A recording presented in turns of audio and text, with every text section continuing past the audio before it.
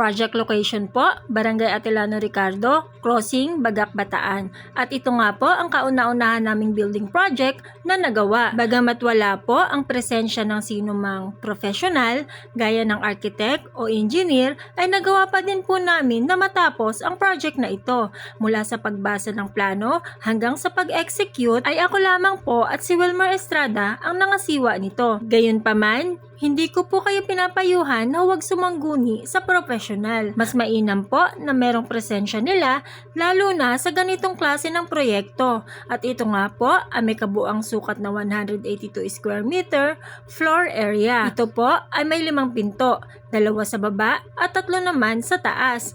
Bawat kwarto po nito ay may sariling CR at lababo. Nakatiles na din po ang mga ito, maging ang flooring ng kabuuang area nito. Si owner po ang bumili ng mga materyales na kailangan namin para sa project na ito.